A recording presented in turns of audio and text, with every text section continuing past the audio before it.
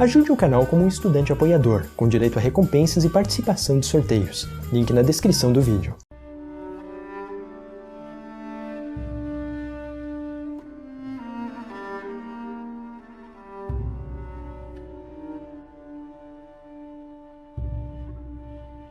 Sejam muito bem-vindos a mais um vídeo da série Conhecimento Judaico aqui do canal, em que no vídeo de hoje eu irei se aprofundar um pouco mais na parábola da criação que nós encontramos nos primeiros capítulos da Torá escrita, mais especificamente no livro de Gênesis, e também respondendo a uma das perguntas bastante curiosas aqui do canal, elaborada por vocês inscritos, sobre a esposa de Adão.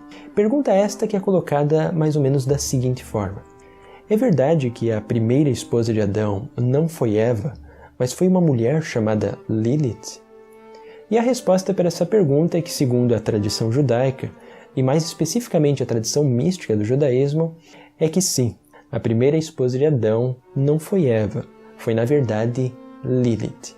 Mas aqui uma pergunta também que cabe responder é: a partir de que momento que o judaísmo considerou de que Eva, na verdade, não foi a primeira esposa de Adão? E também nós podemos considerar de que a Bíblia hebraica, especificamente nesses primeiros capítulos de Gênesis, ela dá suporte para interpretações como, por exemplo, Lilith, e é o que nós vamos compreender gradualmente em mais esse vídeo da série Conhecimento Judaico. Então, inicialmente, antes de se aprofundar um pouco mais a respeito das elaborações com relação a Lilith, é necessário nós compreendermos sobre o que se encontra especificamente sobre o relato da criação, mais especificamente ainda sobre o relato da criação da mulher, no livro de Gênesis. E nós temos duas passagens que falam a respeito da criação do homem e da mulher, e também a respeito apenas da mulher. Uma delas se encontra no capítulo 1, verso 27 de Gênesis, e uma segunda se encontra no capítulo 2 e verso 22. Então vamos inicialmente ler o que nos diz Gênesis 1, 27. Deus criou o homem à sua imagem.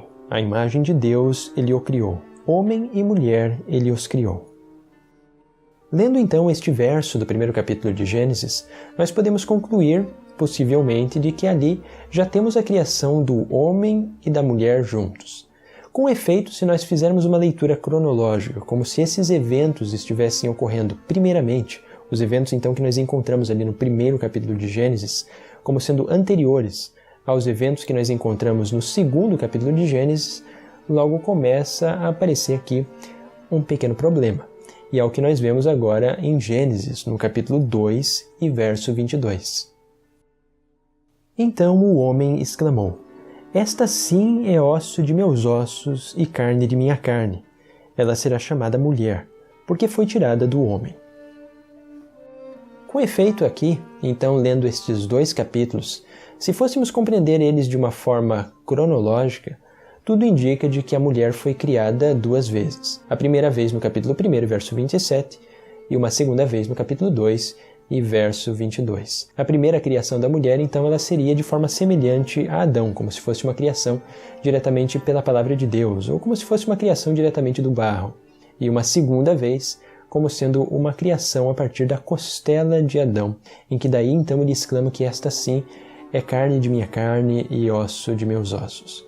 E foi a partir de uma leitura feita desta forma que os judeus começaram a interpretar gradualmente de que, na verdade, Eva era a segunda esposa de Adão e não a primeira, mas sim que a primeira é a que foi criada no primeiro capítulo de Gênesis. E a primeira aparição que nós temos escrita na tradição judaica de Eva como sendo a segunda esposa de Adão, então ele tendo uma primeira mulher, foi especificamente no Midrash Rabbah, que foi escrito ali provavelmente no final do período da Antiguidade e início da Idade Média. Então nós estamos ali por volta do século IV ao século VI da Era Comum. Então isso significa que há 400 ou 600 anos após Jesus de Nazaré e os inícios do movimento cristão. Agora, a respeito de Lilith como sendo esta primeira mulher, a primeira aparição que nós temos especificamente da lenda de Lilith com relação a ser a primeira esposa de Adão, nós encontramos somente no Alfabeto de Sirac, que é uma obra que tem ainda uma certa dificuldade a respeito de como datá-la, mas acredita-se boa parte dos historiadores que ela foi elaborada por volta do século VII ao século X. Então nós estamos ali mais ou menos na metade do período medieval. Foi a partir deste momento, é o primeiro registro escrito que nós temos de Lilith como sendo a primeira mulher de Adão. E a partir daí é que foram elaboradas diversas elaborações em cima desta lenda de Lilith dentro da tradição judaica sobre esta primeira mulher de Adão.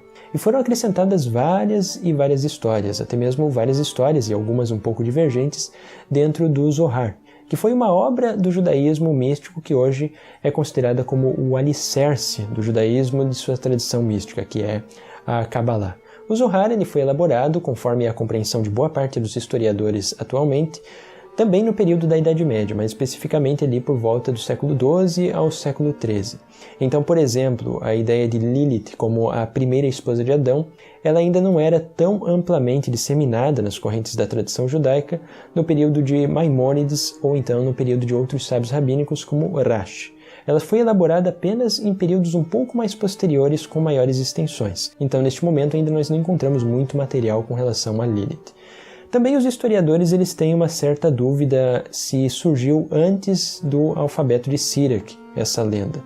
Não se sabe exatamente a data em específica de quando que ela surgiu, se existia já uma tradição oral a respeito de Lilith ou se foi o próprio alfabeto de Sirac que a desenvolveu. Realmente nós não temos condições de responder a esta pergunta, mas o que sabemos é de que é uma lenda bastante antiga que influenciou até mesmo algumas práticas da sexualidade dentro do judaísmo. Isto é algo bem interessante de salientar porque dentro das correntes de tradição mística judaica é considerado de que Lilith ela se rebelou contra Adão. E uma das formas que ela se rebelou contra a autoridade de Adão foi também durante o ato sexual. É considerado por muitos rabinos que Lilith, na verdade, sempre que ela ia fazer sexo com Adão, ela queria ficar por cima. Isto era considerado uma posição degradante para o homem. O homem deveria necessariamente ficar por cima da mulher durante o ato sexual.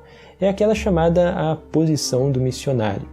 E por conta disto, de Lilith não aceitar, além de não aceitar nenhum outro tipo de sujeição a Adão, nós podemos então considerar de certa forma que ela foi a primeira feminista da história.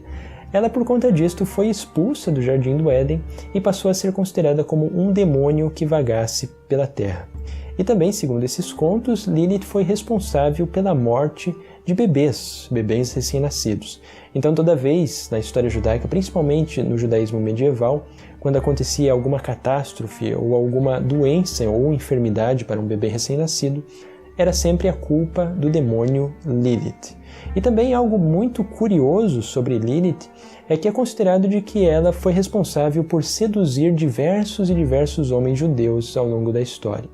Então, quando um judeu, ele na verdade tinha uma poluição noturna, isso é, um derrame de sêmen em vão, que é algo bastante natural que acontece à noite, principalmente no período da puberdade com muitos homens, não era considerado como apenas algo natural. Mas sim, muitos judeus de tradição mística consideravam de que era Lilith, que estava seduzindo homens judeus para a partir deste sêmen elaborar muitos e muitos mais, fazer uma procriação no caso, de muitos demônios. E algo também muito curioso a respeito de todas essas tradições medievais sobre Lilith é que muitos judeus começaram a elaborar também diversos amuletos para se protegerem contra o demônio Lilith. Então era esse costume de colocar nos primeiros dias do nascimento do bebê, especialmente ainda até ele completar quando fosse um menino a sua circuncisão, um amuleto com o objetivo de espantar o demônio de Lilith e assim o bebê não corresse nenhum risco de vida. Então essas tradições todas influenciaram o judaísmo, especialmente no período medieval.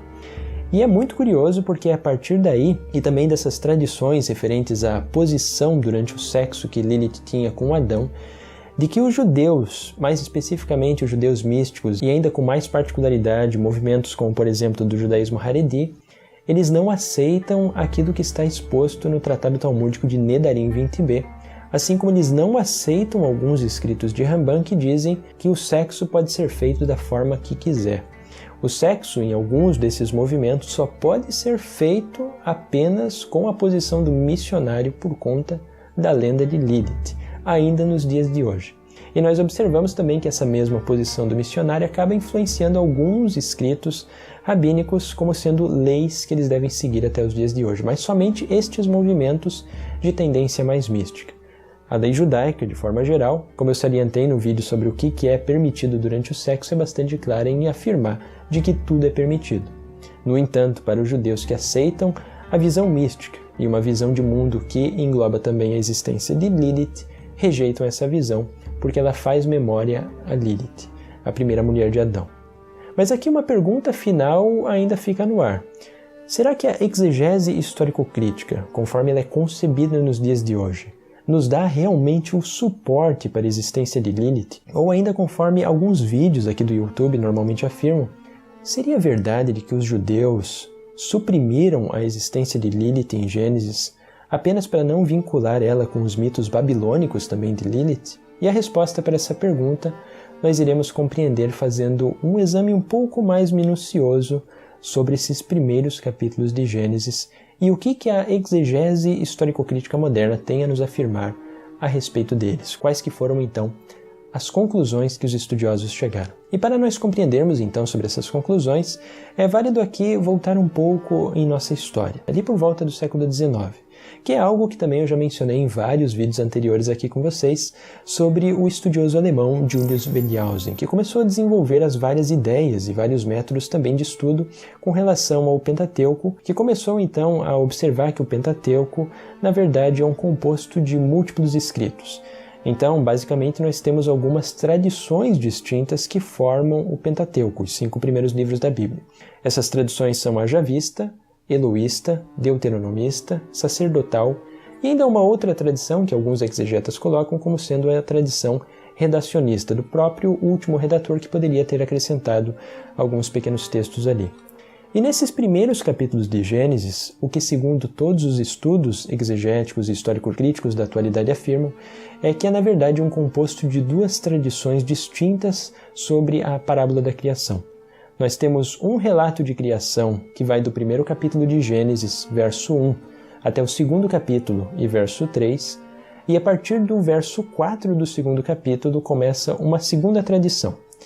Essa primeira tradição do primeiro capítulo de Gênesis é aquilo que nós chamamos de a tradição sacerdotal, enquanto que a segunda tradição é chamada de tradição javista.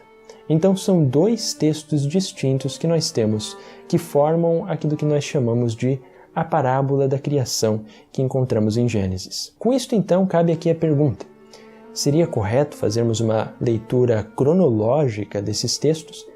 E a resposta dos exegetas em histórico-crítica é um absoluto não. É incorreto nós fazermos uma leitura cronológica como se o primeiro capítulo acontecesse anteriormente ao segundo capítulo. Ambos os capítulos são complementares um ao outro.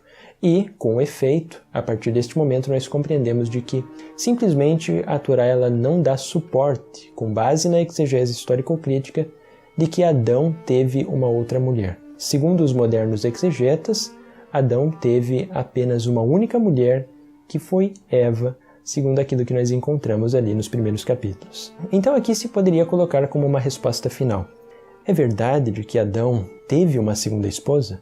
E a resposta para esta pergunta ela é múltipla. Se nós formos perguntar apenas para a Bíblia hebraica, diríamos que não. Se nós formos então levar em conta também a tradição rabínica, especialmente a tradição esotérica, a resposta é sim. Como uma última nota também muito importante, é que, como eu mencionei, existem realmente na internet alguns que normalmente mencionam de que os judeus que elaboraram os primeiros capítulos de Gênesis teriam suprimido a existência de Lilith. No entanto, nós observamos a história de Lilith apenas no alfabeto de Ben Sirach, que é cerca do 7º ao 10º século depois da Era Comum. Enquanto que os textos que nós encontramos na Bíblia hebraica, especificamente nesses primeiros capítulos da parábola da criação e de Adão e Eva, eles são do século VII ao século X, antes da Era Comum. Então aqui nós temos um grande hiato de tempo, de cerca de mais de 1000 anos de história para se poder fazer esse tipo de associação. Então é no mínimo um anacronismo histórico dizermos de que os israelitas suprimiram esse texto do livro de Gênesis.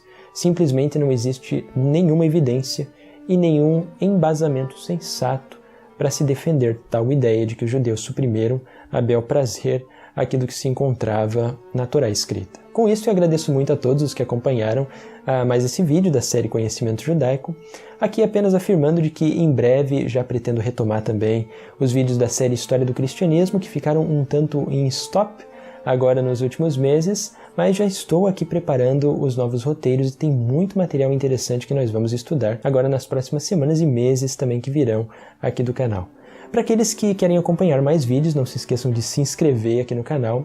Também a todos aqueles que querem ajudar o canal a crescer, a se desenvolver com cada vez mais vídeos, maior qualidade de produção também, conheçam ali a plataforma do Apoia-se, que é uma forma de estarem ajudando aqui o canal e também recebendo certas bonificações como estudantes apoiadores, como por exemplo, participação nos sorteios que estão ocorrendo aqui a cada 2 meses no canal. Também uma outra forma de ajudar o canal é conhecendo a lojinha do professor, em que tem vários materiais que eu mesmo desenvolvi, como camisetas e canecas exclusivas aqui do canal, que são uma forma de estarem também adquirindo para ajudar o canal a se desenvolver a cada vez mais. Agradeço muito a todos os que acompanharam mais esse vídeo e nos vemos até a próxima.